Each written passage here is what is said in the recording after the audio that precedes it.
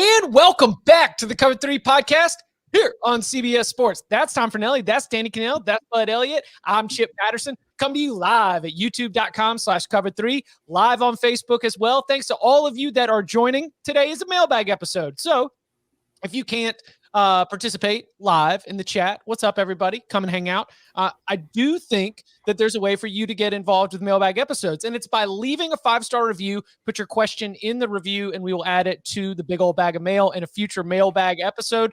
If you're here hanging out live, please also hit that like button. Subscribe on YouTube so that you know that anytime that we go live, you'll get an alert. And, this is just a good way for us to be able to continue to grow the show. And remember the off-season challenge. We mentioned it at the beginning, and I haven't mentioned it enough. It's just turn on one of your friends to the Cover 3 podcast. Somebody who hasn't heard of us, somebody who may or may not even be looking for an extra podcast. If you think that they would enjoy what we've got here on the Cover 3 podcast, make sure that you go and spread that word. We do have, are you guys ready to be filling out brackets on Sunday night and Monday? Because you know that we've got a bracket games challenge for the Cover 3. Got your notes together, guys? Chip, tell me more. How do we sign up?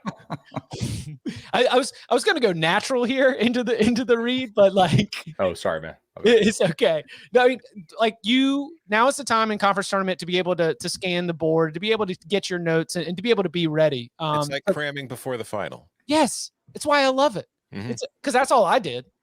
I mean, it's like I have watched this team twice all year, but it was in the last 3 days, so I know everything about it, and I can tell you this is an Elite 8 team right here. Are you ready, Danny? Are you going to be ready for the Cover 3? I will be ready. I absolutely will be ready. I need to see the bracket, see what matchups we're talking about, because it's all about matchups, right? Yeah, matchup trends. How many 1 seeds are you going to advance to the Final Four? When are you going to be looking to bounce Ohio State? All those things that we love to do every single year, because that's right. Tom Fornelli, Danny Cannell, Bud Elliott, and myself, we were all going to be in the Cover 3 bracket game, and you can join by going to cbssports.com/cover3brackets. Very, very easy. cbssports.com/cover3brackets. The winner gets a $100 gift card to Paramount Plus. And why would that be great? Because, listen, Paramount Plus is a place where you can not only watch NCAA tournament games, but you get to watch Champions League, CONCACAF, golf majors, and NFL football in the fall. And plus, we're so excited about the debut of Halo, which is streaming March 24th exclusively on Paramount Plus. Head to paramountplus.com/Halo to try it for free. But back to the brackets. I mean, you can join our pool, but you can also start your own to compete against friends and fill out a bracket for your chance to win a trip to the 2023 Final Four. Again, cbssports.com/cover3brackets. We dropped it in the chat right there. cbssports.com/cover3brackets. We look forward to competing against you, with the winner getting a $100 gift card to Paramount Plus. All right. Big old bag of mail. Y'all ready to dive in? Let's do it. Okay. First question comes from a username, We didn't Start the Fire. Oklahoma State Billy Joel crossover. It's what the people want right there. We didn't start the fire. Asks, great podcast. Chip, the connective tissue. Tom, Midwest sensibility. Bud, unique analytic perspective. Danny, old school. I have a theory that the most recent college football playoff will result in less parity. Up to this year, the majority of college football playoff teams had dynamic offenses led by strong quarterback play.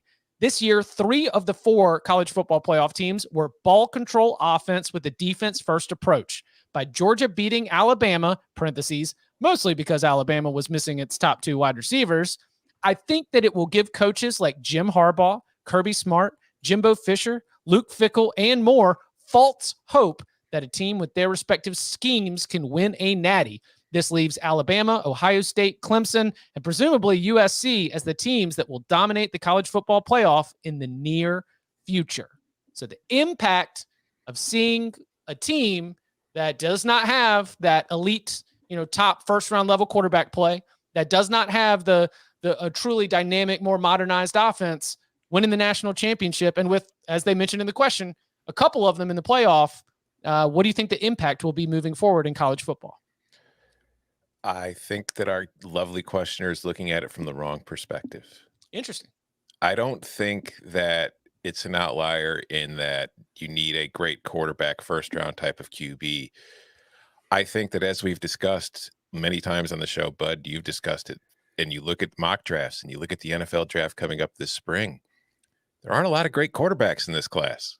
And I think that what we're seeing is kind of a result of that cycle where in a year in which there is not an amazing standout quarterback, where there's only one or two of them, a team like Georgia without a standout quarterback, a team like Michigan without a standout quarterback can get to the playoff and maybe win the national title. So I think that's what this year said more than anything about maybe the style and the approach. And I know I've said all along the last few years, I thought that we were in an era where you have to have that kind of offense now to win national titles. And I still think that's going to be the case most of the time. But I don't think this was a fluke as much as it was just a reflection of the sport this year. I mean, look, after the convention, obviously I had to quarantine. When I got home, my 9-iron was missing from my golf bag. I still went out and I shot pretty good. Does that mean I'm going to go ahead and just forego my 9-iron forever because my 2-year-old probably pulled out of my bag and it's somewhere in the house or in the deep cut of the garage? No. Like Nick Saban talked about this in 2015. With the way the rules are in college football, you have to have an elite quarterback if you want to consistently contend for national titles. That Georgia did so with the guy playing quarterback for them is a testament not to the guy playing quarterback, but for how freaking good that defense was. And this is the second time now I've referenced this, so thanks CBS for allowing me to expense this product. But the Nike Coach of the Year clinic videos, I just got done watching the Georgia series. And not only Kirby Smart, but like Glenn Schumann and those guys are talking about, now, hey, this is what we want to run. Now, this is what we ran. Now, it's not normal, even for us at freaking Georgia, to have this type of player take and throw the guard into the fullback, right? Like that's not normal, but on this play, it was very effective because of our design, but also because we threw the guard into the fullback. You know, like Georgia's not going to have that level of defense almost certainly ever again under Kirby Smart. Like that's one of the best front sevens of all time in the sport. So they'll still have really elite defenses, but I guarantee you Georgia's not saying, yeah, we don't really need a quarterback play. Like it's much better to have good quarterback play than it is to not.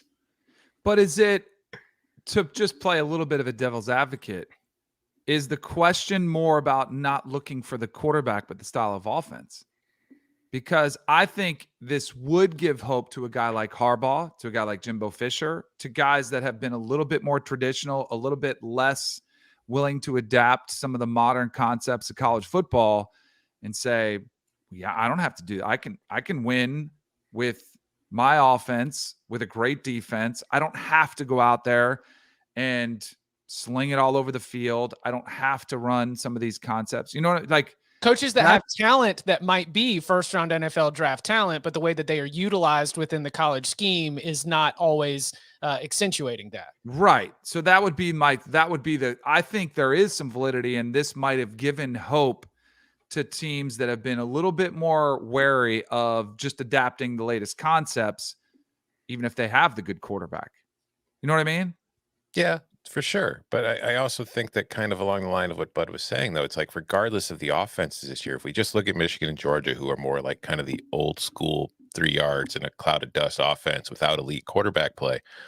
Bud mentioned Georgia's defense. It was one of the greatest defenses we've ever seen. When the NFL draft happens in a couple months, and like at the combine, like every single player from Georgia last week during the combine, everybody's like, wow. And it's like, yeah, that was everybody on that defense. And we'll see a lot of Georgia defenders go in the first round of the draft, the second round, the third round. Like pretty much that entire defense that's eligible might be gone by the end of the third round. At the same time, there might be 3 players from that Michigan defense that go in the first round of the NFL draft this year between Hutchinson, Ajabo, and Daxton Hill.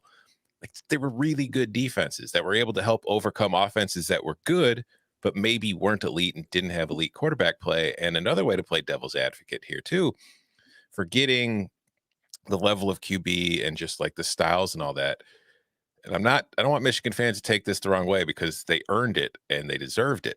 But if that game in Ann Arbor against Ohio State is played on a day that's 55 degrees and sunny instead of a day in the upper 20s and snowy, do they still beat Ohio State? I don't know, because the weather does impact Ohio State's offense, because Michigan's offense is much better suited to what they played in that day than Ohio State's is. I mean, okay, let's also get back to the intentionality component of this. Georgia did not choose to play that way. JT Daniels could not stay healthy. Yeah. They went out and got JT Daniels because they didn't like their quarterback situation because they felt like they had to upgrade one. The Georgia result is an outlier. There's no freaking way that Jim Harbaugh or Jimbo Fisher should choose to play a less efficient style of offense.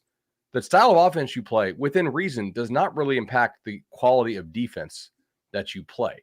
Now, on the very, very far extremes, maybe, right? Like if you're trying to run 100 plays a game or something, I can see how that can have a negative impact on your defense. Or if you run a very, very weird system to where you're not really able to give your defense looks in practice of the types of offenses that they'll play on a week-to-week basis. But I just don't see any argument for intentionally playing a less efficient, less explosive style of offense if you have the actual ability to recruit the players to do so. And if we're talking about like teams trying to win a national title, they absolutely have that ability to do so on both sides of the ball. I don't know if JT Daniels is the starter, if Georgia's offense is markedly different. I think that personnel-wise, there might have been other positions on the offense where you're a little bit concerned, or being more confident in the strength of your running backs. There really might be a philosophical side. And if you believe in the pendulum, then at some point it's got to swing back to where it is an advantage. If the pendulum is never going to swing back, and this is more of an Overton window situation, and we just continue to move things just a little bit more towards basketball on grass, then maybe the idea is we are seeing that you are going to need to have a more dynamic offense. But at some point, it could be in the mind of a Kirby Smart, of Jim Harbaugh, or of a Luke Fickell that's like, man, all we need to do is win the line of scrimmage. That is all we need to do. And if we do that, then we can play championship level football. I agree with what you were saying, but although I disagree with the idea of Georgia's offense not being efficient, I think that it's not optimal for long-term efficiency. Sure. But Georgia's offense was very efficient this year. They finished 7th nationally in points per drive. And also, if you look at their passing EPA offensively, they ranked 8th. Oh, yeah. So it was very effective. It's like Stetson Bennett isn't going to light up a combine and go in the NFL, but that offense, the passing game was just fine with him in it. Did you guys see the article that Dennis did about the first time in a decade where the offensive numbers were down? Did you see that? Yeah. I'm trying to find it here, which I thought was interesting, and it kind of plays into this discussion because, have defenses in this big, slow game of chess over the last decade, because clearly outmaneuvered early when RPOs come, tempo comes into the game, rules are changed, and they're trying to figure out, all right, how do we counter this? And they're clearly struggling. Have we seen, and it's not massive, it's just a blip, but it is interesting that over a decade, we've seen offense increase, and then it comes down that maybe the defenses are adjusting better in all facets, because I think personnel-wise, they've started to change, which I think goes back to why Michigan was able to have some success. And we saw kind of a resurgence in the power run game because teams personnel-wise have tried to say, oh, let's get a little smaller bodies on there. So when they spread the field, we've got faster guys, which when you've done that, all of a sudden it opens the door to kind of bully them a little bit and push them around with some bigger bodies. Yeah, I can see that. I also think in college football, we are seeing more and more teams drop 8 and just say, hey, like, we're getting wise to this. Explosive plays are the killer. Explosive plays allowed lose you the game. We would rather die the slow death. And it takes a certain amount of defensive humility to sit there and say, you know what? We can't run with you guys. We're going to drop 8. We'll take our chances with the red zone roulette. Hell, Georgia did that some in the national title game. I mean, it helps that they have a crazy good front. And it's not, they did blitz some, but I think you're seeing that more and more because that's a lot of what Iowa State does. And a lot of people have copied that and just said, hey, you know what? What do run plays result in?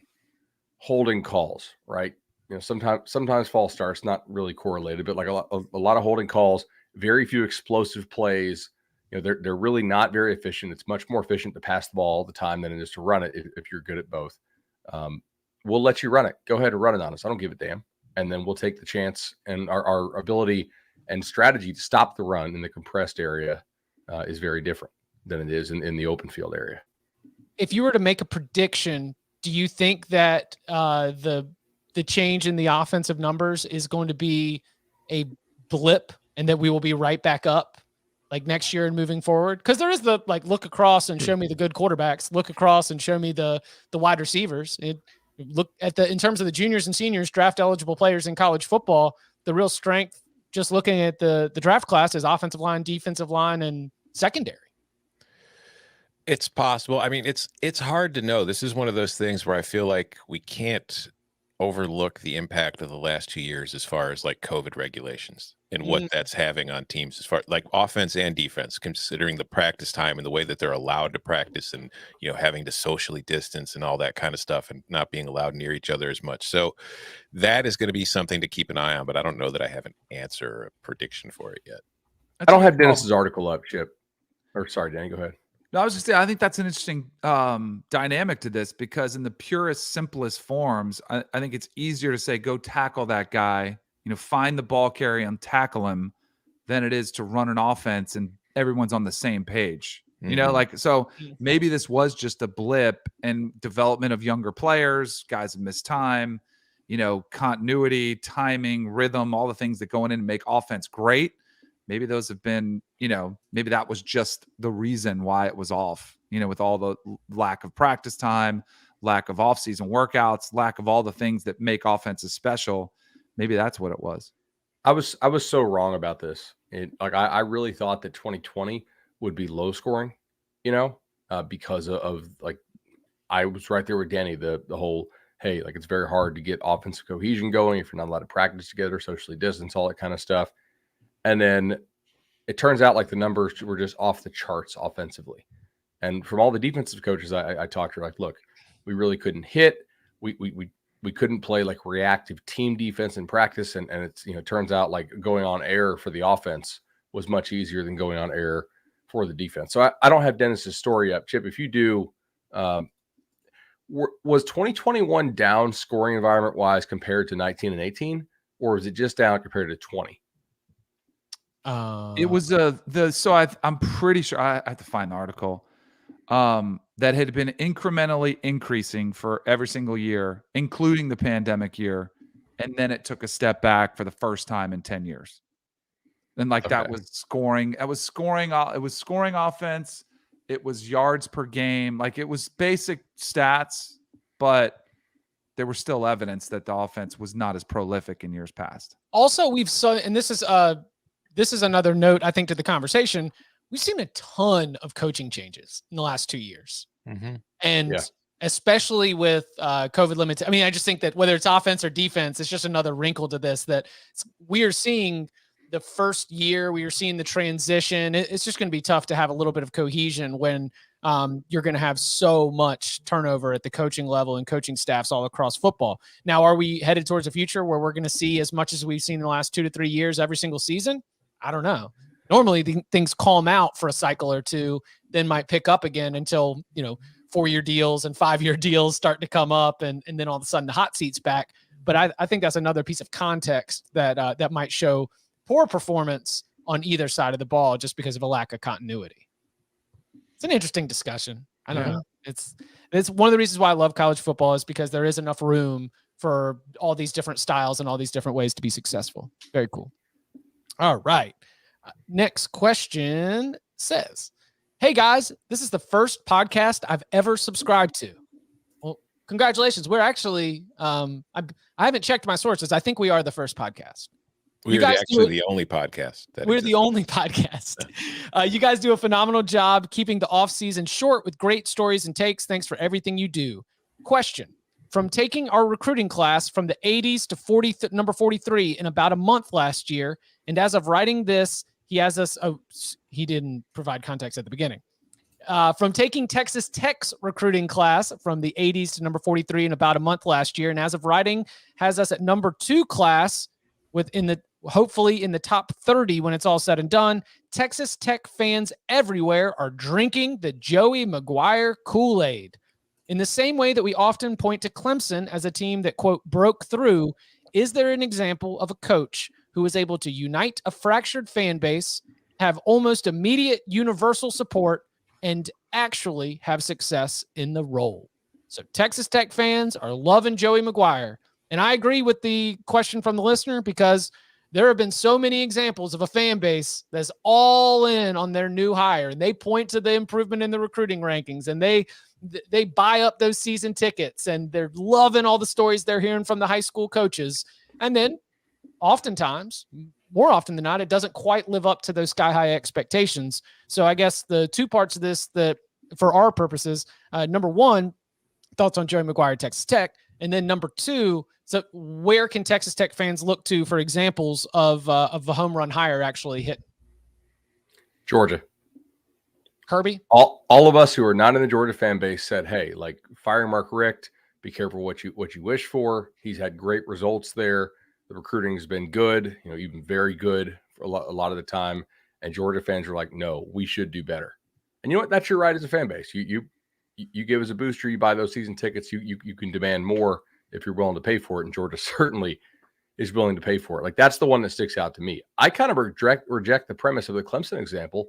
Chip, you were covering ACC at the time as well. Tampa was not a home run hire. No, he was not universally loved at the time. They did not want him at all in many cases. That was TDP, their athletic director, standing on the table and saying, I think this is the right guy, in the face of quite a lot of criticism. They lost the Elk Bowl to South Florida, and they wanted him out. Then he went to hire Chad Morris. They came back the next season and won the ACC for the first time in 20 years. There's examples all over. I mean, you could give on the flip side, what about Nebraska? Nebraska was Bo Pelini, and they were kind of like Georgia fans. Hey, we're a tradition-rich program. We had all those titles in the 90s. This 9 wins isn't getting it done. And then it goes the other way. Like, you think you're going for a new direction, it goes completely the opposite. I don't know. I feel like Texas Tech would have been better off for somebody to stand up and say, why are we going to do this now? Matt Wells just had his first signs of improvement, and now you want to make the change? This to me is a fan base that's a little bit delusional, as far as Georgia and Texas Tech, clearly different programs. What Mark Richt had done at Georgia was really get close to breaking through, inches in some circumstances of getting to that next level. And they did, and they got greedy and said, no, we can get better. And they were right about that. But what is Texas Tech's ceiling? Where can they break through to? I think their best opportunity is when Oklahoma and Texas leave for the SEC. Then maybe it opens up, and that might be the best opportunity for them to advance. And I think they will. That will be huge for them. The fact they won't have to go through those two teams. But I know Mike Leach set a standard there, but if you look over the history of Texas Tech football, it's not exactly, there aren't many double-digit win seasons. So, can McGuire get them to 8 wins? I think that'd be a huge, massive success for them in the near-term future. But I'd say the more likelihood is with a reset, they're probably going to be back to being 5 or 6 wins this season, and maybe, it depends on how long it takes. Yeah, it's kind of an apples and oranges comparison, because when the Georgia example, and I remember too, I kind of felt the same way you're talking about, but where most of us felt. My other thought to hiring Kirby was, you're not only are you getting rid of Richt, but you're going to hire a Saban assistant, and we've seen how well that works for every other school in the SEC that does it. But that's clearly worked for them. But even before that, that was a team that was competing for SEC titles already. And when you would ask coaches about the Georgia job, that was a lot of coaches said it was a top 5 job in the country. All of them had it in the top 10. Nobody looks at the Texas Tech job the same way. And the reason for that is because you can win national titles at Georgia with the conference that you're in, the talent base that you have, and just your pull in that state. You've got national title ceiling. I don't think Texas Tech has anything close to a national title ceiling, but going back to what you were saying, Danny, this is a really interesting time in the Big 12, in that when Texas and Oklahoma leave, there's going to be a power vacuum. And you've got 4 new schools coming in, and you've got the schools that are still going to remain. And there's kind of going to be a race to see who can get their foot in the door to kind of, grab the ring or the crown, whatever you want to call it, to see who can become that new dominant program. Because if there's one thing that history has shown, even as conferences change and affiliations change and they expand or they shrink or they disappear, there's always that one dominant program in every single conference for at least a certain period of time. And we don't know who that Big 12 team is going to be. So there is an opportunity, if Joey McGuire gets off to a really good start at Texas Tech, maybe you catch lightning in a bottle. The timing is perfect. Everything works out perfectly, and Texas Tech suddenly becomes a power. I don't think that is a very likely outcome. And the fact that we can't come up with a whole lot of examples of it working out that way kind of proves that it's probably not going to happen. Jim Harbaugh, universally praised. Took a while, but Big Ten title, college football playoff appearance. It's bigger, but it's a different. I think that's a great comp to Georgia. Yeah, I don't think Michigan and Texas Tech are the same thing. No, but I was trying to scale it. I was trying to remove if for Texas Tech not breaking through to make college football playoffs, because you're right about reasonable expectations, but a leveling up. Michigan football has leveled up under Jim Harbaugh, and by beating Ohio State and winning the Big Ten for the first time since 2004, I would consider 2021 a breakthrough season for Jim Harbaugh, somebody who was universally acclaimed and praised by the fan base and by even those outside. Yeah, but Michigan also used to be a program that won national titles. So it's leveled up from the downturn of the Rich Rod, Brady Hoke kind of, collapse. But I don't think it's back to what it was yet. I think but it's a program that's only won one title in 75 years. I think it was they've a Big also Ten. played at like a top 10 level a lot of times. True. So is Texas Tech a top half job in the new Big 12? Well, I don't, because I was going to ask you guys. No. It's too far away. It's out in the middle of nowhere, and it doesn't have the same financial commitment to me as a Baylor does. Like Baylor as a university clearly wants to be really good at sports and pays up like crazy. Would you rather have UCF or Texas Tech? UCF. Yeah. Would you rather have Houston, Cincinnati, right? Like, would you rather have BYU? I think I'd rather have BYU in there. Probably BYU. TCU easily, SMU. I think so, even though I know they're new to the P5, but it's geography for me. Like you can evaluate your ass off, and you still have to get to kids to come all the way out there. And I think that is, regardless of coach, a huge limiting factor for sustained high-level success. You can be really good there in spurts, but I think Joey McGuire is probably a good hire for them. He seems to know the landscape, but it won't be through getting a whole bunch of 4 stars and 5 stars to come there. It's going to be because of his high school recruiting connections that he knows which kids to pass on, so they make fewer mistakes and they get more kids that fit their culture. Which, to me, if you're going to be in like outside the top 20, I don't really care how many 4 stars you have. A lot of times those 4 stars you're getting, if you're like a top, if you're like ranked 28, are probably 4 stars who we missed on, who are like some of the bad 4 stars who have serious character stuff. Get kids that fit your program and fit what you want to run. If there was a situation here, because we've talked in the NIL era, if there was a program that got 1 or 2 boosters a little bit crazy and they want to shell out the Tennessee number, the $25 million a year, and see if we can buy ourselves a championship. And that's the only thing really that changes this discussion, right? Is if they have some sort of situation like that. Go get you a billionaire. Forget your coach. Right. I would rather have Texas Tech than SMU. I would rather have Texas Tech than Kansas State. Obviously over Kansas. Yeah. Didn't Texas Tech try to get Sonny Dykes, or am I imagining that? Is that a couple years ago? Spike was the coach there Texas for a long Tech. time. Yeah, so that was sort of the connection always there. What about Iowa State? Oh, Texas Tech. Texas Tech. West Virginia? That's sort of that same range. Similar. To me. Yeah. Geography kills you.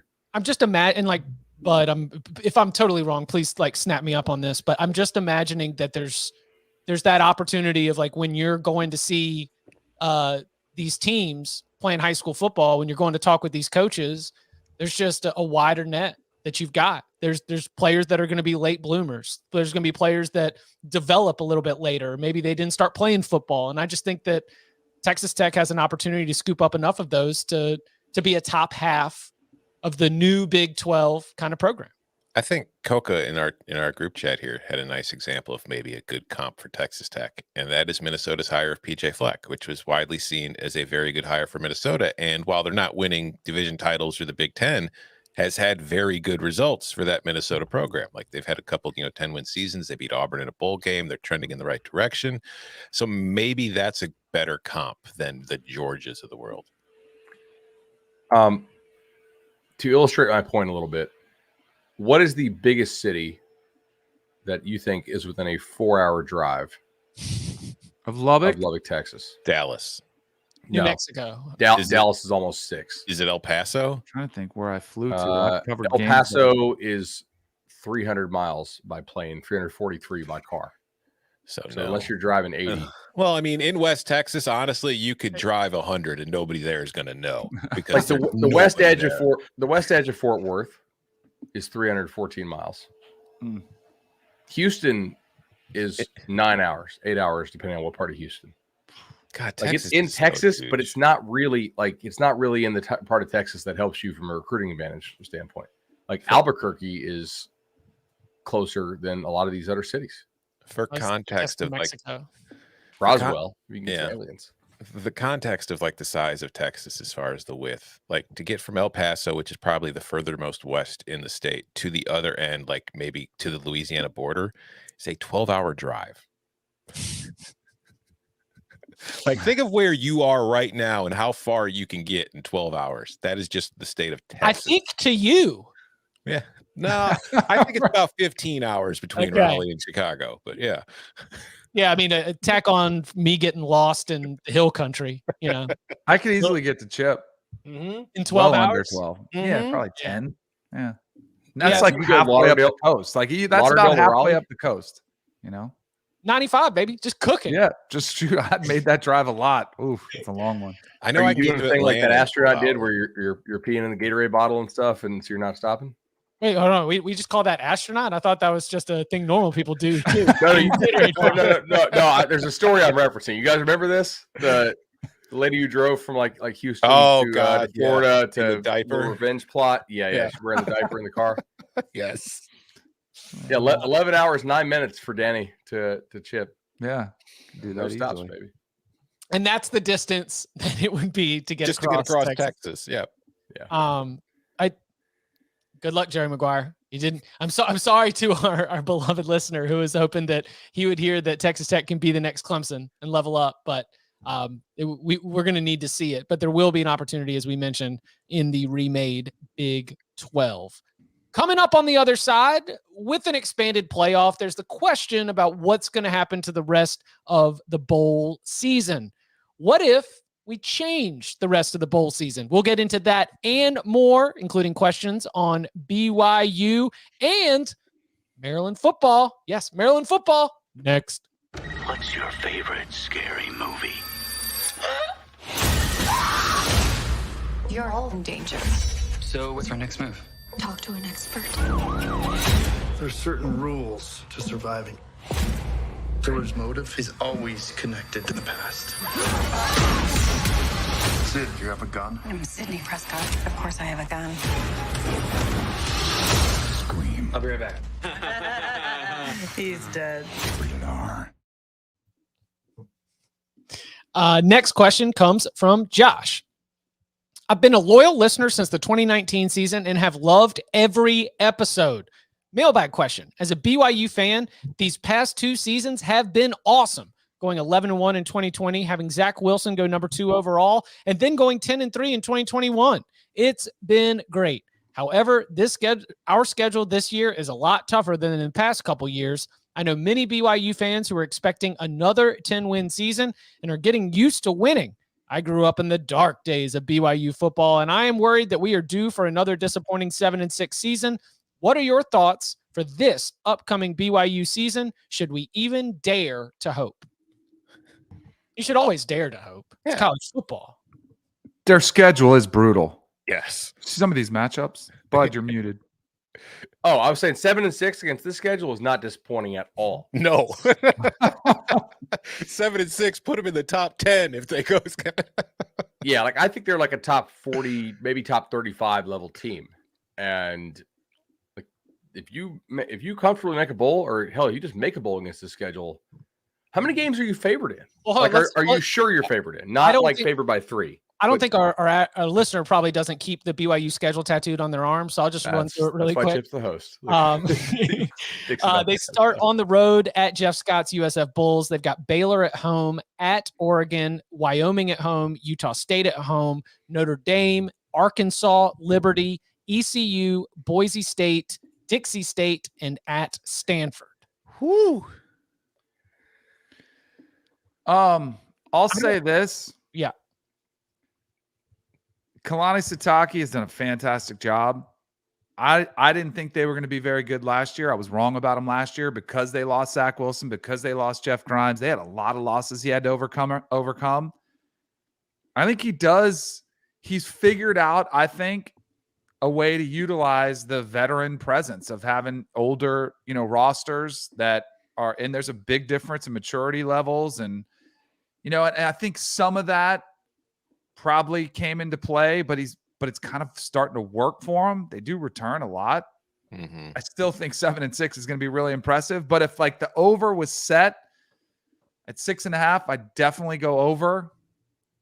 Maybe even 7.5. I just think this team is really like they're playing with a lot of confidence. They believe in their coach. It's got the Samoan pipeline coming through there. It's what he's done is impressive. And I remember there were schools that all right, remember he got an extension this year, right? Yeah. He's done a fantastic job. I think there's a path to 8 wins, but you're gonna have to play well. Like you're gonna have to avoid injuries and a whole lot of stuff. Because like that road trip to USF to start the year, I don't know how good USF's going to be next year, but BYU can win that game. Baylor is going to be tough, but at least it's in Provo. Oregon, you're probably not winning that game. I look at Wyoming and Utah State. Wyoming lost everybody on that team that matters to the transfer portal, seemingly. So I don't know how good that team's going to be, especially early in the year. Utah State, I think, was a really fun story last year, but I think it overperformed a lot. And I wouldn't be surprised if there's regression there. Notre Dame and Vegas, I'd probably go with the Irish. Arkansas, I'd probably go with Arkansas. But at Liberty, it's a road trip, but Malik Willis is no longer there. So I don't know how good Liberty's going to be. ECU, you can win. You could probably win at Boise. Dixie's a win. And you might be able to go into Stanford and get a win. That late season, Boise State and Stanford, both of them on the road, which makes it a little bit difficult. But those are not games where I don't have the power rating. I don't think they will be sizable underdogs. And from the perspective of a BYU fan, you should not chalk that up as a loss. I think that I look at Baylor, Oregon, Notre Dame, Arkansas, and I'm like, okay, well, 8 is a great season.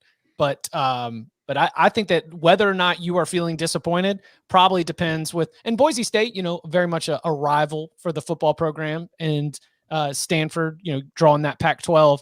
If this BYU team can go on the road and get those 2 wins in November, then it has been a really, really good season for the Cougars. Yeah. Sorry, Danny, go ahead. I was just going to say quickly, if you look at last year's schedule and we did the same exercise, we'd probably been saying, good luck getting 7 or 8 wins without Zach Wilson, without 12 wins. Yeah. So I don't know. I don't have them as a double-digit dog in any game other than Notre Dame. And I'm fairly high on the Irish, I guess. I've got them favored by double digits in 5 games, though. So if they go 4-1 in that stretch, I think it's kind of reasonable, right? Mm-hmm. Can you go 4-3 in your other 7? I think so. They're probably dogs at Boise. I think they're favorites at Stanford. And I'm open to the idea that Stanford's better, but Stanford certainly has improved, but they're going to be better. At Oregon, I think they're dogs, but that's early in the year. If you said, hey, I'll give you a touchdown right now, and you take BYU, I'm all over that. Mm-hmm. They were. Remember last year's team was dead last or second to dead last. I think was Northwestern the least experienced in the P5, and BYU was the least experienced overall, if I recall. It was one of the two. It was. I know Northwestern was very much at the bottom. I can't remember BYU. I know BYU was either at or close to the bottom. They return a ton this year, and to Danny's point, Sitake's done a really nice job. If you're replacing a running back, year, that's your headline, is that you I don't care about running backs. Rusher. Exactly. And so if that's what you have to worry about, then let's go. I mean, you can still run behind an experienced offensive line. Jaron Hall is still calling the shots. Tyler Algier was a very, very special player, but I do think that they can find comparable production in the run game, even with the rest. I believe they got a transfer in from Cal. They had a backup who got a little bit of run. I still think that BYU fans should assume that can still be an offense that can, run the ball effectively. I like Chris Brooks, by the way, from Cal. That's what it is. He runs hard. That's not a bad transfer for them. Little. Puka should continue to get better. All right, question here from the Hold on. chat. Bring it to the next question. I got a little bit of breaking news we should just maybe want to discuss a little bit here. From Pete Thamel. Source. Georgia transfer QB JT Daniels is on a visit to Oregon State. He's still expected to decide his eventual destination after the spring ball as he graduates from Georgia later this spring and will enroll after that. Missouri and West Virginia are still expected to be in the mix. Oregon State and JT Daniels. Interesting. Jonathan Smith, Yeah. former quarterback. Go get him. Go bring him to Corvallis. I think that is a very interesting. So that it's West Virginia, Missouri, and Oregon State are the JT Daniels sweepstakes. I think, Is that a good thing if you win those sweepstakes? I'm not trying to be like bashing know. programs, and I don't want to like trash JT, but it's very different from USC and Georgia. And if this guy had played, all of the expectations and simulations that you could run. But I think Jonathan Smith has gotten good results from his quarterbacks, and I think that the injury concerns aside, JT Daniels would definitely be the most talented QB he's had to work with. So I think that could be interesting in the Pac-12 North, where there might be some wiggle room this year. I don't know. So is it Tristan Gebbia, Chance Nolan, JT Daniels? JT Daniels definitely the highest ceiling of those three, right? I think so. Tristan Gebbia, number one in my heart, just because we jumped in on the Beavs real early as a good team. It's a team that's turning it around. Question from Joe in the chat. Do we agree that an undefeated BYU would be in the playoffs? Now we did a lot to temper the expectations based on the schedule, but if BYU were to go undefeated in the regular season, 12-0, no conference championship, obviously, but it would have wins against Baylor, Oregon, Notre Dame, and Arkansas. There's always the outlier situation where if you had undefeateds in the other Power Fives, but I would say if BYU's undefeated, I'd put it at, what do you think, 85% chance they get in for sure? Cincinnati just needed Indiana and Notre Dame, right? Yeah, I mean the schedule. Cincinnati still had the season before, though. Like, they still got cred for that Sugar Bowl against Georgia. But I do wonder, like, if you look at BYU, it would depend. If they somehow went undefeated, it would depend on how Baylor, Oregon, Notre Dame, and Arkansas finished.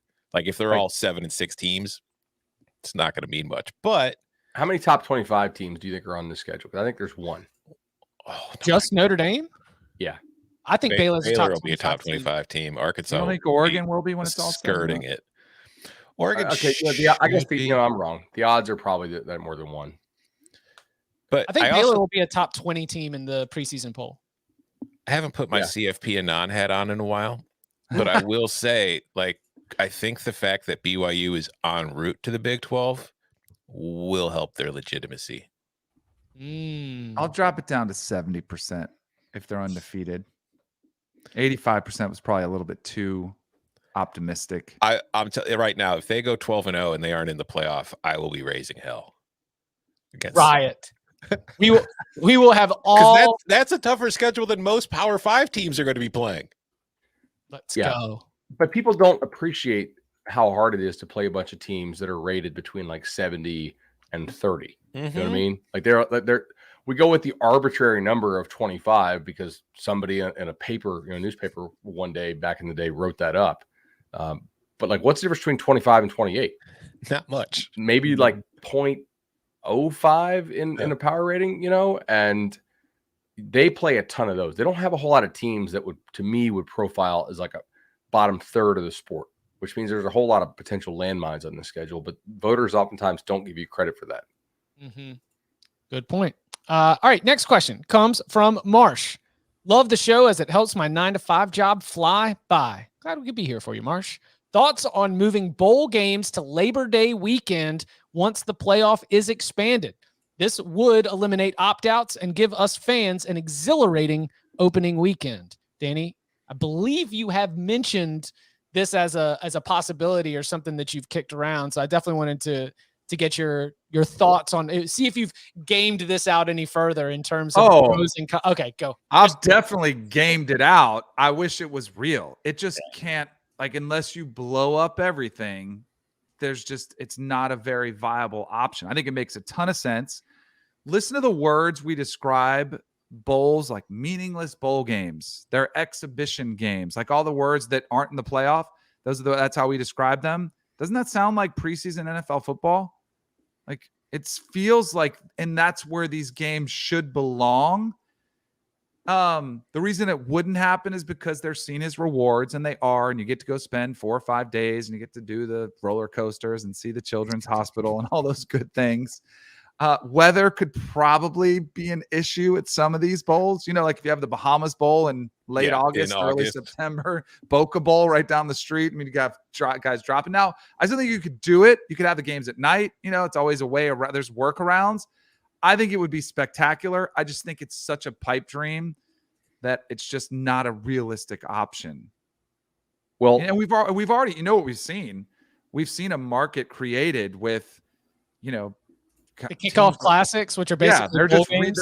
They're creating bowl games at the beginning of the season. They've already done that with several of these neutral site, games that take place week 1. They are run by the bowls. Right. It is the same human beings Chick-fil-A kickoff classic that are doing the Chick-fil-A Bowl or the Peach Bowl and the Chick-fil-A kickoff classic, that are doing the camping sports or the Florida citrus sports, the 2 bowl games you play in January, plus also the one that you play in August. Like it is still the same organizations that are doing it, but I like opening weekend neutral sites, and I feel like I'm a little bit alone in that, but I think I don't want them all throughout the season, but for the first game of the year to be able to give your fans and the teams an opportunity to go somewhere and truly have every single fan go in with like unchecked expectations.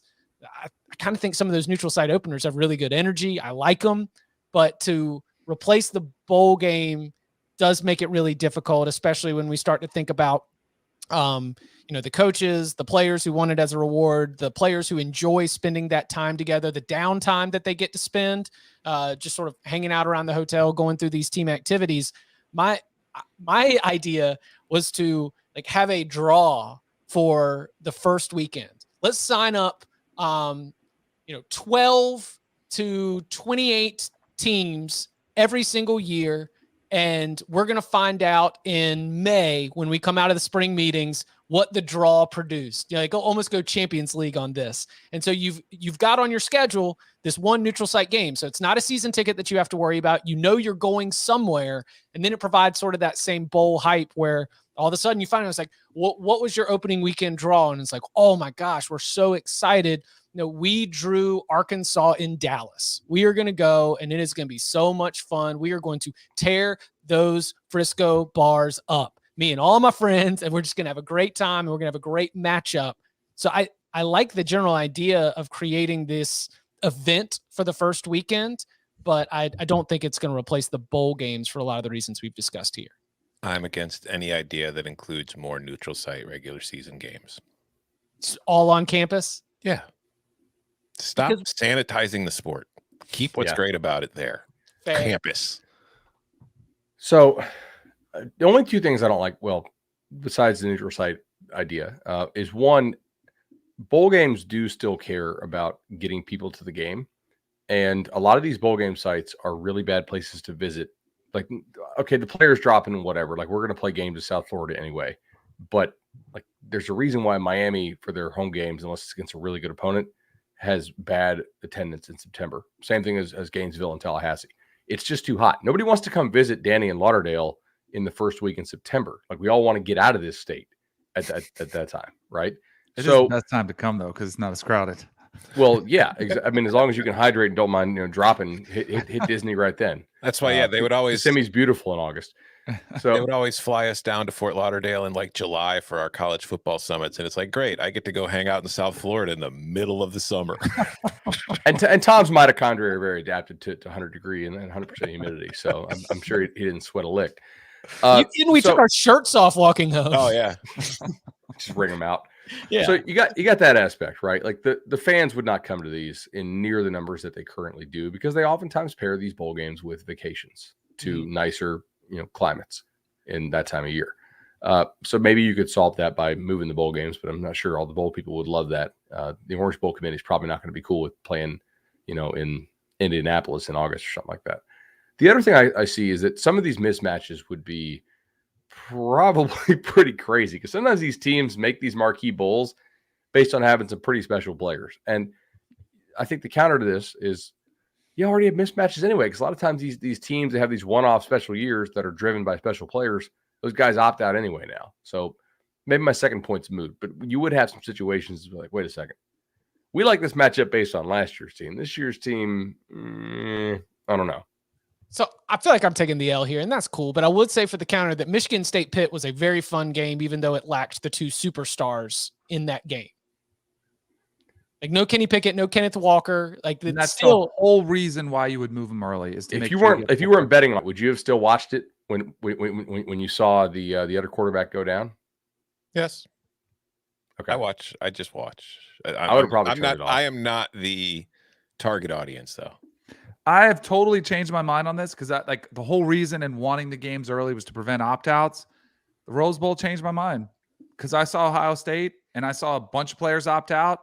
Give me the players that do want to be there, and they'll go out there and they'll play hard. Like, and go ahead and let the players opt out that don't, because I do think that was almost worse is when you see guys who opt out in theory but not in reality, and they show up and they go through the motions and they, do that little like that buddy like thing you do at the line of scrimmage where you're like, hey man, you got me. I'm not going to go too hard on this one. Let's not get anybody hurt. I'd rather see the guys that don't want to be there go ahead and start training for the draft, and the guys that do have them play hard and enjoy the game. And the Rose Bowl was great. Boca Bowl defense. You caught it at field level. You texted us. You said a lot of business decisions being made out here. Absolutely. This early kickoff at the Boca Bowl. All right. Okay. Let's, here we go. Go Nats 44 asks, hey guys, I've been a listener for about a year now. While I would love to hear more Maryland talk on the show, parentheses, more is relative as there is none currently, I cannot blame you for not talking about the team. I hope we become good enough where we are spoken of on your show. I consistently hear each of you preach about the importance of recruiting for a program to thrive. It is agreed that while an in-game strategy is important, recruiting is where a school's fortunes will be decided. As a Maryland football fan, I delight at these sentiments. Mike Locksley is a recruiter at his core, and the D.C. area is a hotbed for high school football. Given these facts, I ask you, why can Maryland not consistently contend for Big Ten championships? Aside from the standard, quote, Maryland football will never be good, I see nothing standing in our way. Why can we not be among the premier programs in the conference? I don't get it. I see three things standing in your way. Ohio State, Michigan, and Penn State. Yeah, that's why you can't. Give them the Illinois talk. Just give it to them. I think if you're a Maryland fan, like our questioner is, and you want to see that kind of recruiting pay off with more wins and more success, you need the Big Ten to get rid of divisions and go to a pod system. I don't think that if you're in that division with those programs, because like Maryland for years, even before Locksley was there, like under Durkin and the coaches before that, they were often the fourth or fifth highest ranked recruiting class in the Big Ten since joining the conference, because there is a ton of talent in that area. Problem was all the teams ahead of them were in their division. So there was no way for them to make up ground on them because they were actually losing ground every year. Had they been in the West, it might have been a completely different story. So if you're Maryland, that's what's in your way. Do you remember what I just talked about? How like recruiting rankings are very accurate overall, but sometimes you're getting guys who are highly rated, who some other teams maybe don't want. Yeah. Look at the length that some of these guys, these really highly rated guys that Maryland has signed, stayed on the roster. I think that Mike Locksley is a really, really good recruiter. I do. But like Terrence Lewis, that was a huge headline. Maryland signed the number one linebacker in the composite. Terrence Lewis, physical ability wise, was the best linebacker in the country, in my opinion. At 24/7 Sports, so not the composite, but our own personal rankings, we had him as the seventh best linebacker. Because you do have to try to account for certain things. You know. Am I frozen? Yes. Yeah. Were. Bud's gone. Oh, Maryland got Bud. Oh, no. Oh, no. The Terps got him. But Terrence Lewis, of course, now is at UCF. Mm-hmm. Did not stay on the roster very long.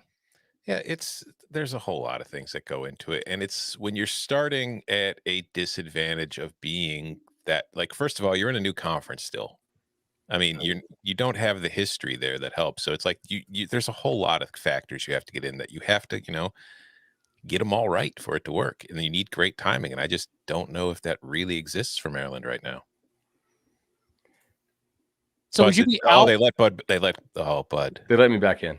Thank Okay. God. Maryland let you come back to discuss it. Fear the turtle. Yeah, I would bet that they would underperform their recruiting rankings more than almost any other team out there. But we have seen from the play, the talent at the skill positions in the last 3 or 4 years has been. They have some dudes. Yeah, there's no doubt.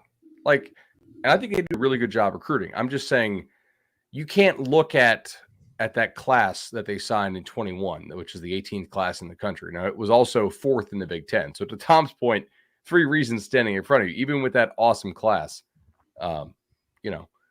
there's still things standing in front of you. But I just don't think that class is that much better than like the 30th ranked class. So what is the peak efficiency ceiling for Maryland football? Because when I read the question the first time, I was like, regularly competing for Big Ten championships. This is a very, very big jump for Maryland to make. What is a more regularly going to bowl games? I think that is a good goal. 6 wins is a good year at Maryland if you have a relatively cushy non-conference schedule. If you want to challenge yourself in the non-conference, bowl games become less realistic under the current divisional format. You took the check, you take the L's. You don't think they could be hot? Like, maybe this is way too lofty. Michigan State, when Ohio State, Michigan are down, can you catch a year, lightning in a bottle, you get 10 wins? Yeah, but it's just going to be really hard. Yeah. So this year, do you think they make a bowl? I don't have their schedule in front of me, but I would say that I feel like you should get to a bowl, but I don't know if they will. I think you can be at peak efficiency. You're a top 30 program in the country. I think that at multiple different times in Maryland's football history, though none of it in the Big Ten, and not every single season, but every 15 to 20 years, Maryland football had a run with Ralph Friedgen, had a run with Bobby Ross, had a run with Jerry Claiborne, where they were finishing, top 15, top 20, top 25, putting together 8, 9, 8, 9, 7, 11, 8. Peak efficiency to me is that you have a top 25, top 30 type program in the country. November is going to kill them. I think they should be a bowl team, though. I think they should be 7-5.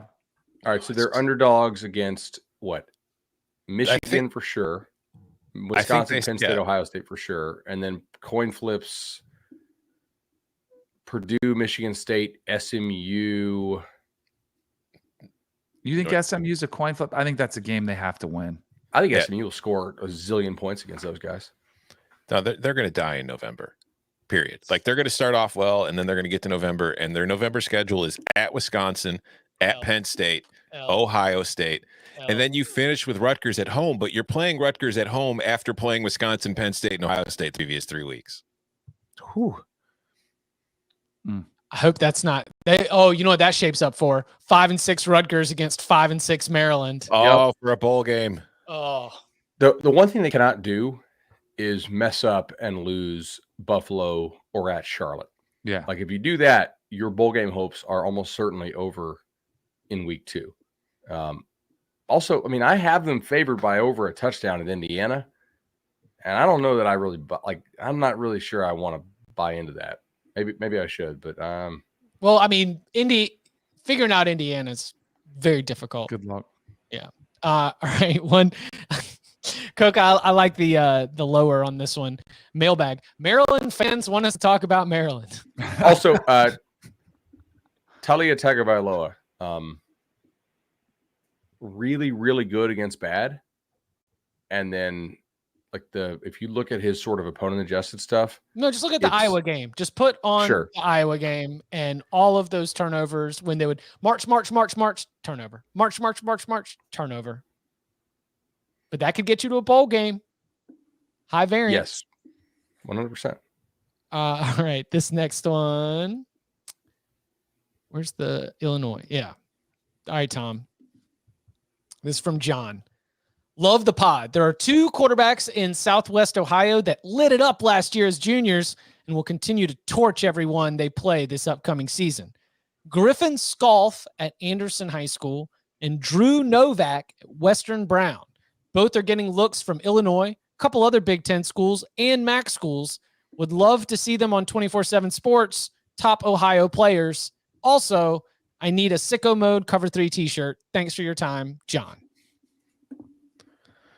Well, there's nothing I can do to put him on 24/7 Sports. Bud, can you do it? Where's Alan True? Get him on the phone. Yeah, Alan is like a spreadsheet whiz and is really on top of this. I don't scout Ohio for us. So what are these kids' names? I'll look them up where they are in our system because they may already be on the back end and maybe in an upcoming release for us. I can pull up our spreadsheet actually and kind of look behind the curtain here. Griffin, Griffin, Skalf, Scalf. Okay. And they're in Ohio? Yeah, they're in Southwest Ohio. This is good podcasting. And then Drew Novak, Drew Drew. Tom, did you know about these guys? No. Okay. No, the only offers I know about for quarterback in Illinois of guys who haven't already committed somewhere are Dante Moore, a 5-star from Detroit, who they're not going to get. Brock Glenn, a 3-star from Memphis, and JJ Cole, a 3-star from Iowa. Those are the only offers to Illinois that Illinois has to QBs that I'm aware of. This might be Drew Novak's dad, right? John Novak wants to figure out a way to get his his boy. Is that the guy's name? The reviewer's name? It's just as John. It doesn't say John Novak. I was just guessing. Doesn't mean Illinois is not interested or kicking the tires on him. It's just if there's an offer out, I don't know about it yet. All right. Well, all right, John. Well, we will definitely work on the Sicko Mode Cover 3 t-shirts for the fall. That's the most positivity I can give you from this question. We are currently digging through the database, right? Oh, he has a profile. Drew Novak. There, you got Just it. Found it. Yeah, We've found Drew Novak. Satisfied listeners here on the. I'm not seeing any offers listed. So if we're sleeping on him, so is every other college out there. Hey, they lit it up. Quote, lit it up, and we'll continue to quote torch. I'm sure we'll see him this summer in the 7-on season. I found some stats last year. So 12 games started, 281 of 413, 4,466 yards, 50 touchdowns, 6 picks. And he ran for 994 on 117 rushes. Which means I wonder if anybody ever else touched the ball, because that's like 540 plays that were counted, either him rushing or throwing. 17 rushing touchdowns. That's a hell of a load for a kid who's 6'6". I'm going to go out on a limb here and assume that the competition level here, and this is me talking out of my butt because I don't scout Ohio for us, but if you put up that level of numbers in a known, like, good high school level, you're probably getting some teams throw some offers at you, especially if you're listed at 6'6". Hey, it feels good to score touchdowns. So I'm happy for him. Sure sounds like he's doing a lot of that. 67 combined touchdowns on the season during his junior year. John, thank you for the question. We'll get you back on these Sicko Mode Cover 3 t-shirts with a t-shirt update a little bit later on in the off season. You can follow him on Twitter at Tom Fernelli. You can follow him at Danny Cannelli. You can follow him at Bud Elliott 3. You can follow me at Chip_Patterson. Remember the Cover 3 Bracket Challenge, cbssports.com/cover3brackets. Again, that's cbssports.com/cover3brackets. We'll give a $100 Paramount Plus gift card and just like amazing bragging rights for being able to win the most competitive bracket game on cbssports.com. Of course, sign up for yourself and your friends as well. Gentlemen, thank you very much. Thank you.